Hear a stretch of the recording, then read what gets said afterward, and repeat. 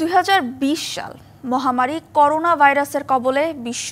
এমন সময় করোনার টিকা আনলেন বিজ্ঞানীরা। নির্দ্বিধায় তার পরীক্ষামূলকভাবে প্রয়োগ করতে থাকেন সব দেশ। কিন্তু একদম নতুন এই টিকার বিরোধিতা করেন আফ্রিকা মহাদেশের 4টি দেশের প্রেসিডেন্ট। রহস্যজনকভাবে ঠিক 1 বছরের মধ্যে তাদের মৃত্যু হয়। এটা কেবলই কি কাকতালীয় ঘটনা, নাকি চাপা পড়ে গেছে কোনো সত্য? 4 বছর পর এখনো প্রশ্ন ঘুরপাক খাচ্ছে মানুষের মনে। বিশ্বব্যাপী করোনা টিকা কার্যক্রম যখন তুঙ্গে, তখন সরাসরি চ্যালেঞ্জ করেছিলেন আফ্রিকার সে সময়কার 4 শীর্ষ নেতা। তারা হলেন তানজানিয়ার প্রেসিডেন্ট জন পম্বে মাগুফুলি, বুরুন্ডির প্রেসিডেন্ট পিয়েরে এনকুরুনজিজা, আইভরি কোস্টের প্রধানমন্ত্রী হামিদ বাকায়োকো এবং এসওয়াতিনের প্রেসিডেন্ট আমব্রোজ দেলামি। টিকাদান কর্মসূচি নিয়ে তারা সন্দেহ প্রকাশ করেছিলেন। আফ্রিকা পশ্চিমাদের গিনিপিগ নয়, এমন ঘোষণা দিয়ে স্পষ্টভাবে করোনা টিকা প্রত্যাখ্যান করেন তারা। চাঞ্চল্যকর বিষয় হলো, এর কয়েক মাস পর রহস্যজনকভাবে মারা যান তারা সবাই। মৃত্যুর কারণ কারো হার্ট অ্যাটাক, কারো করোনা জটিলতা, আবার কারো ক্যান্সার।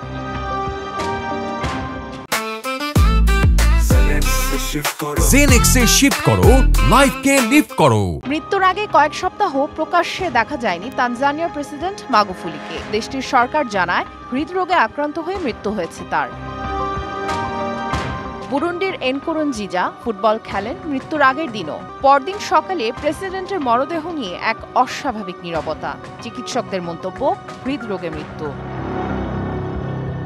আইভরি কোস্টের বাকায়োকো ক্ষমতায় আসার অল্প দিনের মধ্যেই জনপ্রিয় হয়ে উঠেছিলেন। হঠাৎ অসুস্থ হয়ে জার্মানিতে নিতে যান চিকিৎসা, সেখানে মারা যান তিনি। সরকার বিবৃতি দেয় ক্যান্সারের কারণে মৃত্যু হয় তার। এসওয়াতিনের প্রধানমন্ত্রী দেলামিনি ডিসেম্বরের শুরুতে হাসপাতালে ভর্তি হন। 2 সপ্তাহ পর তার মৃত্যুর খবর আসে। সরকারের পক্ষ থেকে জানানো হয় করোনা জটিলতাই ছিল তার মৃত্যুর কারণ। 4টি ভিন্ন দেশ, কিন্তু রয়েছে অদৃশ্য এক সংযোগ। সামাজিক যোগাযোগ মাধ্যমে বিদ্যুতের গতিতে ছড়িয়ে পড়ে নানা ষড়যন্ত্র তত্ত্ব আর জল্পনা কল্পনা। কিন্তু আজও বিভিন্ন অনলাইন ফোরাম, ইউটিউব, ফেসবুক এবং টুইটারে একটি প্রশ্ন বারবারই ঘুরতে থাকে: রহস্যময় এসব মৃত্যু কি শুধুই কাকতালীয়, নাকি তারা এমন কিছু জেনে গিয়েছিলেন যা বিশ্ব ব্যবস্থার পক্ষে অস্বস্তিকর ছিল? উত্তর হয়তো জানাই যাবে না কখনো। সামিয়া জান্নাহ, ডিবিসি নিউজ ডেস্ক।